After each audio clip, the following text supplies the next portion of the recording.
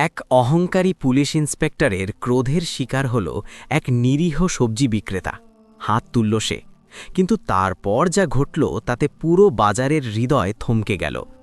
এক অদম্য সাহসের উত্থান দেখল সবাই। বন্ধুরা, সকালের ঘড়িতে সময় বাজছিল। চট্টগ্রাম শহরের এক সবজি মন্ডিতে রোজের মতো বাজার চলছিল। তখন কিছুক্ষণ পর পুলিশের জিপ মন্ডির মাঝখানে এসে থামল এবং জিপ থেকে দুই সিপাহীসহ দবঙ্গ ইন্সপেক্টর শাহিন আহমেদ নামল। জিপ থামতেই মন্ডিতে হইচই বদলে গেল। যারা দর কষাকষি করছিল তাদের গলার স্বর কমে গেল। কিছু দোকানদার তাড়াতাড়ি জেব থেকে টাকা বের করতে লাগল। কেউ কিছু না বলে এগিয়ে এসে নোট ধরিয়ে দিচ্ছিল এবং সিপাহীরা চুপচাপ পিছনে দাঁড়িয়েছিল। ইন্সপেক্টর শাহিন আহমেদ সোজা মন্ডির ভিতরে এগিয়ে গেল এবং এক একটা ঠেলার কাছে থেমে গেল। কোথাও হাত বাড়ালো তো কোথাও শুধু চোখের ইশারা করল এবং বেশিরভাগ লোক প্রশ্ন না করে টাকা দিয়ে যাচ্ছিল। মন্ডির এক কোণে রোজিনার ঠেলা লাগানো ছিল। রোজিনার বয়স 28 বছর ছিল এবং সে সবজি বেচছিল। তার মুখে ক্লান্তি স্পষ্ট দেখা যাচ্ছিল, কিন্তু সে কাজে লেগেছিল। তার হাত দ্রুত চলছিল, কারণ তার জানা ছিল যে আজকের আয় খুব জরুরি। রোজিনার স্বামী আলী এক রাস্তার দুর্ঘটনায় পঙ্গু হয়ে গিয়েছে এবং তার 2 পা কাজ করছে না। রোজিনা বলল, সাহেব, আজ এখনও ঠিকমতো বিক্রি হয়নি। ইন্সপেক্টর ভ্রু কুঁচকে বলল, রোজই এই কথা শুনতে হয়। রোজিনা শান্ত গলায় বলল, সাহেব, ঘরের অবস্থা ভালো নয়, স্বামী অসুস্থ। ইন্সপেক্টর হেসে বলল, অসুস্থতার দায়িত্ব আমি নিইনি। রোজিনা আবার বলল, সাহেব, আজ ছেড়ে দিন। ইন্সপেক্টরের মুখ কঠিন হয়ে গেল এবং ঠেলায় হাত মেরে বলল, বেশি কথা বলো না। আশেপাশের লোক থেমে দেখতে লাগল, কিন্তু কেউ কিছু বলল না। ইন্সপেক্টর আবার বলল, নিয়ম সবার জন্য সমান। রোজিনা বলল, আমি জানি সাহেব, কিন্তু আমার কাছে দেওয়ার মতো কিছু নেই। এটা শুনতেই ইন্সপেক্টরের রাগ বেড়ে গেল এবং উঁচু গলায় বলল, খুব বুদ্ধিমান বঞ্চ। রোজিনা চুপ রইল। ইন্সপেক্টর এক পা এগিয়ে বলল, টাকা বের করো। রোজিনা মাথা নেড়ে বলল, না। মুন্ডিতে নীরবতা ছড়িয়ে পড়ল এবং সবাই দেখতে লাগল। ইন্সপেক্টর হাত তুলল। এক মুহূর্তের জন্যে সব কিছু থেমে গেল এবং তারপর চড় পড়ল। রোজিনার মাথা একদিকে ঘুরে গেল, সবজির টুকরি পড়ে গেল এবং টমেটো মাটিতে ছড়িয়ে গেল। কেউ শব্দ করল না। রোজিনা সামলে সোজা হয়ে দাঁড়াল এবং ইন্সপেক্টরের দিকে তাকিয়ে বলল, আমার স্বামী হাঁটতে পারে না সাহেব, কিন্তু আমি মাথা নত করতে পারি না। ইন্সপেক্টর তাকে চোখ রাঙালো। ভিড়ের মধ্যে থেকে কেউ মোবাইল বের করল, কেউ ধীর গলায় সিপাহীরা একে অপরকে দেখতে লাগল। ইন্সপেক্টর কেন করল যে জরুরি বলে। ইন্সপেক্টর বলল, খুব নাটক করছ। রোজিনা বলল, আমি কাজ করছি, নাটক নয়। সে সিপাহীদের ইশারা করে বলল, চলো। জিপ স্টার্ট হলো এবং মন্ডি থেকে বেরিয়ে গেল। রোজিনা সেখানেই দাঁড়িয়ে রইল। সবজি মাটিতে পড়েছিল। সে চুপচাপ সেগুলো তুলতে শুরু করল। লোকেরা ধীরে ধীরে নিজের কাজে ফিরতে লাগল, কিন্তু মন্ডি আগের মতো রইল না এবং রোজিনা জানত যে এটা শুরু মাত্র। মন্ডি থেকে বেরোনোর সময় রোজিনা কারো সাথে কথা বলল না। সে ঠেলার হাতল 2 হাতে ধরল এবং চুপচাপ রাস্তায় এগিয়ে চলল। তার গালে হালকা জ্বালা ছিল, কিন্তু তার চেয়ে বেশি জ্বালা তার বুকের ভিতর ছিল। সে বারবার সেই মুহূর্ত মনে করা থেকে নিজেকে থামানোর চেষ্টা করছিল, কিন্তু ইন্সপেক্টরের তোলা হাত এবং মন্ডির নীরবতা তার মাথা থেকে বেরোচ্ছে না। রাস্তায় যারা তাকে চিনত তারা তাকে দেখতে থাকল। কারো চোখে সহানুভূতি ছিল এবং কারো চোখে ভয়, কিন্তু কেউ তার কাছে এসে কিছু বলতে পারল না। ঠেলা ঠেলতে তার শরীর ক্লান্ত হয়ে গিয়েছে, কিন্তু থামল না, কারণ থামলেই চিন্তা ছড়িয়ে পড়বে এবং আজ সে চিন্তা করার অবস্থায় ছিল না। তাকে শুধু বাড়ি পৌঁছতে হবে। সেখানে আলী তার অপেক্ষা করছে, রোজের মতো জানালার কাছে বসে রাস্তার দিকে তাকিয়ে। এটা ভাবতেই রোজিনা পা আরও জোরে চালালো। তার মনে শুধু এটাই ছিল যে আলীকে আজ কিছু বলতে হবে না, কমপক্ষে এখন না। বাড়ি পৌঁছে সে ঠেলা বাইরে দেয়ালে ঠেকিয়ে রাখল। দরজা খুলল এবং ভিতরে চলে গেল। ছোট ঘরটা ঠিক তেমনই ছিল যেমন সে ছেড়ে গিয়েছিল। আলী হুইল চেয়ারে বসে জানালার কাছে ছিল। রোজিনার পায়ের শব্দ শুনতেই সে মাথা ঘুরিয়ে তার দিকে তাকালো। এক নজরেই তার কিছু অদ্ভুত লাগল। রোজিনা চোখ সরিয়ে নিল এবং কিছু না বলে পানি তুলে খেয়ে নিল। আলী ধীরে জিজ্ঞাসা করল, আজ কিছু দেরি হয়ে গেল? তার গলায় রোজের চিন্তা ছিল। রোজিনা মাথা নেড়ে বলল, মন্ডিতে ভিড় বেশি ছিল। এটা পুরো সত্য নয়, কিন্তু মিথ্যাও নয়। আলী কিছুক্ষণ তাকে দেখল। তার নজর রোজিনার মুখে আটকে গেল। সে কিছু বোঝার চেষ্টা করছিল, কিন্তু রোজিনা তাড়াতাড়ি সবজির টুকরি তুলে সেগুলো একদিকে রাখতে লাগল। কিছুক্ষণ পর আলী আবার জিজ্ঞাসা করল, তুমি ঠিক আছো? রোজিনা তার দিকে না তাকিয়ে বলল, হ্যাঁ, কিন্তু তার স্বর তাকে ধোঁকা দিল। আলী হুইল চেয়ারটাকে একটু এগিয়ে নিয়ে তার দিকে ঝুঁকল। তখন তার নজর রোজিনার গালে পড়ল, যা এখন লুকানো কঠিন। সে ধীরে বলল, মন্ডিতে তর্ক হয়েছিল। সে পুরো কথা বলল না, শুধু এটুকু বলল। আলী তার দিকে তাকিয়ে জিজ্ঞাসা করল, কার সাথে? রোজিনা উত্তর দিল না, সে চুপচাপ সবজি ধুতে লাগল। আলীর ভিতর রাগ ছিল, কিন্তু সেই রাগ বাইরে বেরোচ্ছে না। তার হাত হুইলচেয়ারের চাকায় কষে গেল। তার চোখে অসহায়ত্ব স্পষ্ট দেখা যাচ্ছিল। সে নিজের ওপর নারাজ ছিল, নিজের শরীরের ওপর নারাজ ছিল, সেই দুর্ঘটনার ওপর নারাজ ছিল যা তাকে এই কুর্সিতে বেঁধে দিয়েছে। যদি সে ঠিক থাকত তাহলে হয়তো রোজিনাকে এসব সহ্য করতে হতো না। এই চিন্তাই তাকে ভিতর থেকে ভেঙে দিচ্ছিল। রোজিনা সবজি রাখতে রাখতে বলল, সব ঠিক আছে। তার গলায় বিশ্বাস ছিল না, কিন্তু চেষ্টা ছিল। আলী ধীরে বলল, যদি কেউ কিছু বলে থাকে তো? তার কথা শেষ হওয়ার আগেই রোজিনা বলল, আমি সামলাব। এবার সে আলীর দিকে তাকালো। তার চোখে ভয় ছিল না, শুধু ক্লান্তি ছিল। সন্ধে নামতে নামতে ঘরে রোজের মতো চুলা জ্বলল, খাবার বানালো এবং দুজনে চুপচাপ খেল। মাঝে মাঝে কেউ কিছু বলতে চাইছিল, কিন্তু শব্দ সেখানেই থেমে যাচ্ছিল। বাইরে মহল্লার শব্দ আসছিল, বাচ্চাদের হইচই, কারো রেডিওর শব্দ, কিন্তু ঘরের ভিতর এক অদ্ভুত নীরবতা ছিল, যা বলার চেয়ে বেশি ভারী লাগছিল। রাতে শোয়ার সময় আলী বলল, তুমি কাল মন্ডি যাবে? রোজিনা না থেমে উত্তর দিল, হ্যাঁ। আলী কিছু বলতে চাইল, কিন্তু তারপর চুপ হয়ে গেল। সে জানত যে মন্ডি যাওয়া রোজিনার বাধ্যবাধকতা। সে না গেলে ঘর চলবে কিভাবে? সেই প্রশ্ন দুজনের মাঝে না বলেই দাঁড়িয়েছিল। অন্ধকারে শুয়ে রোজিনার ঘুম আসছে না। তার চোখ বন্ধ ছিল, কিন্তু মাথা খোলা ছিল। সে ভাবছিল যে যদি কাল আবার সেই হয় তাহলে কি করবে? যদি আবার কেউ হাত তোলে তাহলে কি সে আবার বাড়িয়ে থাকতে পারবে? কিন্তু প্রত্যেক প্রশ্নের সাথে তার ভিতর একই উত্তর উঠছিল, যে সে পিছু হটবে না। কারণ পিছু হটার মানে রোজ মাথা নত করা হবে। সকালে তাড়াতাড়ি উঠে সে রোজের মতো কাজ শুরু করল। পানি ভরল, সবজি, দরজা বন্ধ করল এবং রাস্তার দিকে এগিয়ে গেল। ঘর থেকে বেরোনোর সময় তার মনে হলো যে আজকের দিন আলাদা হবে। তার জানা নেই কিভাবে, কিন্তু এটা ঠিক ছিল যে কাল যা হয়েছে তা তার ভিতর কিছু বদলে দিয়েছে। সে ঠেলা এগিয়ে নিয়ে সেই মন্ডির দিকে চলল যেখান থেকে এসব শুরু হয়েছে। কারণ এখন গল্প শুধু মন্ডির নয়, এটা তার বারবার একে অপরকে দেখাচ্ছিল। রোজিনা খেয়াল করল না এবং ঠেলায় এগিয়ে নিয়ে চলল। তার শুধু মন্ডি পৌঁছানো দরকার ছিল। মন্ডির গেটে পা রাখতেই তার ফারাক স্পষ্ট অনুভব হলো। আজ শব্দ কম ছিল এবং নজর বেশি। কিছু দোকানদার তাকে দেখে শুধু মাথা নেড়েছে, কেউ রাস্তা দিয়েছে, কেউ শুধু দেখেছে। রোজিনা সেই জায়গা নিল যেখানে রোজ তার ঠেলা থাকত এবং সবজি সাজাতে লাগল। তার হাত স্বাভাবিকভাবে চলছিল, কিন্তু তার মনে হচ্ছিল যে আজ মুন্ডি তাকে দেখছে। কিছুক্ষণ পর এক লোক তার কাছে এসে বলল, বোন, সাহস রাখো। রোজিনা তার দিকে তাকিয়ে কিছু বলল না। রোজিনার হাত এক মুহূর্তের জন্য থেমে গেল। কোন ভিডিও? রোজিনা জিজ্ঞাসা করল। সেই লোক বলল, কাল যা হয়েছে কেউ মোবাইলে তুলে নিয়েছে। রোজিনা কিছু বলল না। সে আবার সবজি তোলা শুরু করল, কিন্তু তার ভিতর হইচই শুরু হয়ে গেল। ধীরে ধীরে ক্রেতা আসতে লাগল। কিছু লোক সবজি নেওয়ার চেয়ে কথা জানতে এসেছে। কেউ জিজ্ঞাসা করছে সে অভিযোগ করেছে কিনা। কেউ বলছে ইন্সপেক্টর মুশকিলে আছে। রোজিনা কাউকে সঠিক উত্তর দিল না। সে জানত যে এটা এক আলাদা গাড়ি, যার সাইরেন নেই। লোক চুপ হয়ে গেল এবং দেখতে লাগল। গাড়ি থেকে 2 সিপাহী নামল এবং তাদের সাথে এক অফিসার। তার ইউনিফর্ম সাধারণ ছিল এবং চালে তাড়াহুড়ো ছিল না। সে মন্ডির ভিতর এলো এবং চারদিকে নজর দিয়ে রোজিনার কাছে এলো। তুমি রোজিনা? রোজিনা মাথা নেড়ে হ্যাঁ বলল। অফিসার বলল, কালের ঘটনার ভিডিও আমাদের কাছে পৌঁছেছে। এটা শুনতেই আশেপাশের লোক আরও কাছে এলো। অফিসার রোজিনার কাছে পুরো কথা জিজ্ঞাসা করল। রোজিনা যা হয়েছে তাই বলল। সে কিছু বাড়ালো না এবং কমালো না। সে স্পষ্ট বলল যে তার কাছ থেকে টাকা চাওয়া হয়েছে, না করায় হাত তোলা হয়েছে এবং সবার সামনে অপমান করা হয়েছে। অফিসার মনোযোগ দিয়ে শুনল এবং সিপাহীরা নোট নিতে লাগল। শেষে অফিসার বলল, যদি তুমি চাও তো থানায় লিখিত অভিযোগ দিতে পারো। রোজিনা এক মুহূর্ত ভাবল। তার সামনে ঘর, আলী, চিকিৎসা এবং ভয় সব এলো, কিন্তু তারপর কালের চর মনে পড়ল। সে বলল, আমি অভিযোগ করব। তার গলায় কোনো উৎসাহ ছিল না, শুধু সিদ্ধান্ত ছিল। অফিসার মাথা নেড়ে বলল, ভয় পেও না, আইন তোমার সাথে আছে। রোজিনা কিছু বলল না। সে জানত যে আইন কাগজে থাকে, কিন্তু তাও সে পা পিছু হটাল না। ওদিকে একই সময়ে শাহিন আহমেদ তার অফিসে বসেছিল।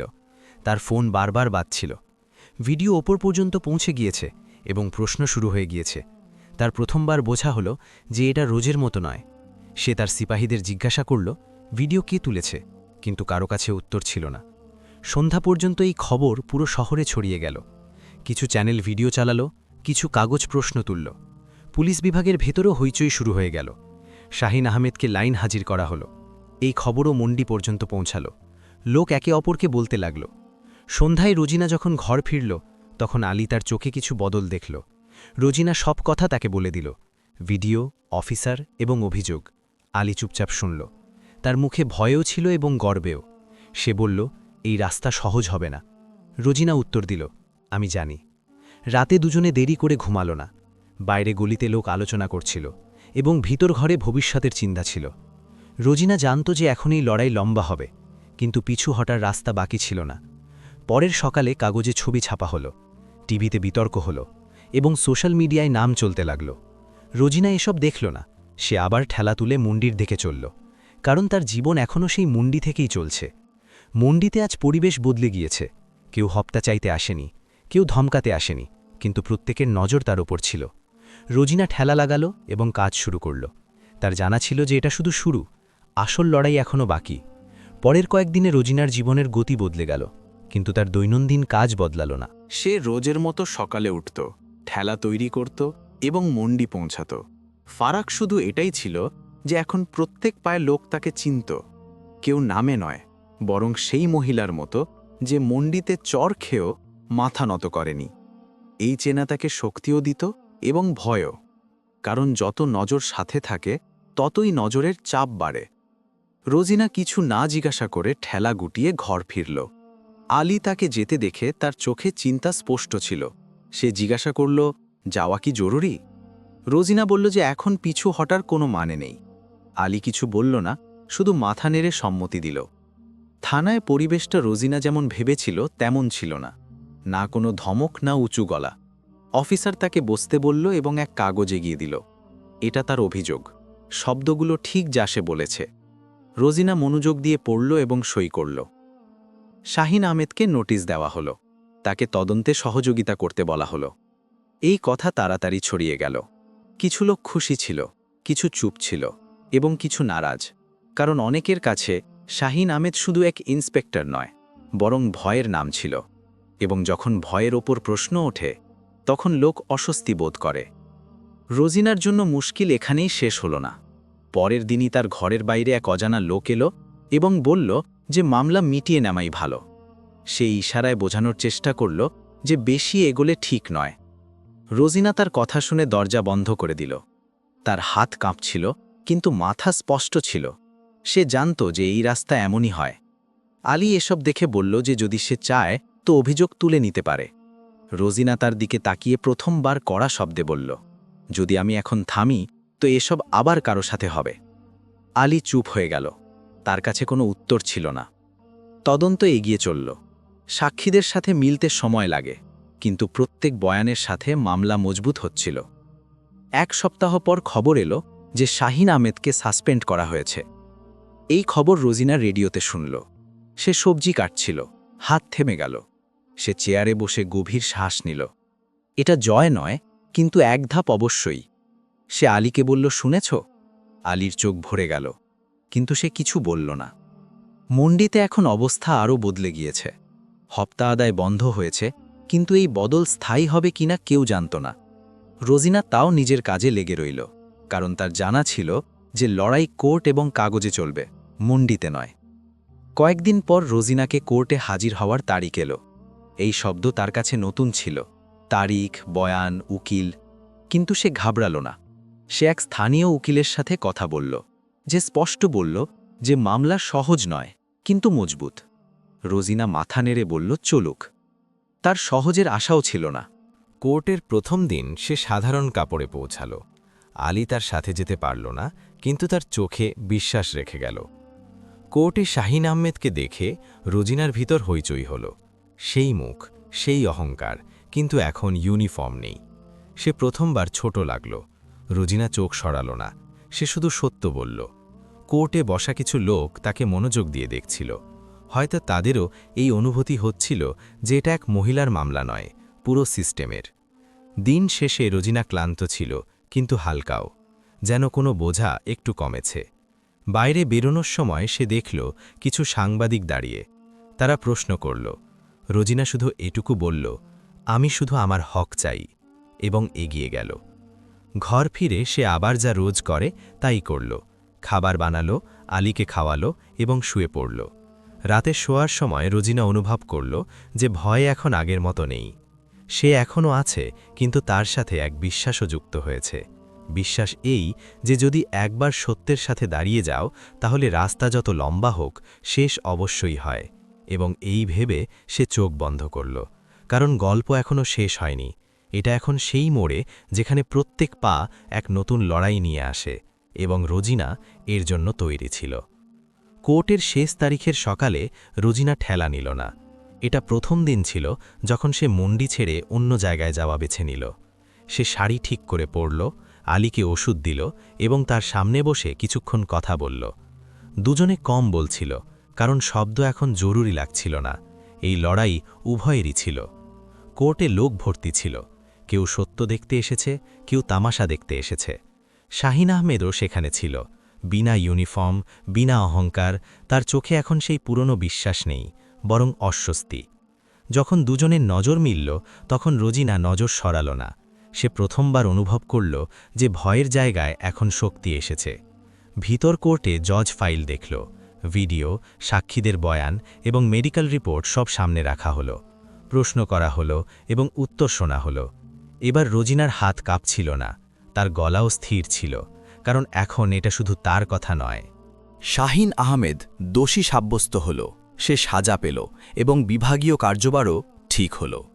কোর্টে কোনো শোর হল না, শুধু এক ভারী নীরবতা ছিল। রোজিনা চোখ বন্ধ করল। সে স্বস্তি অনুভব করল, কিন্তু খুশি নয়, কারণ তার জানা ছিল যে এই জয় কোনো উৎসবের নয়, এটা এক ন্যায়ের দাবি।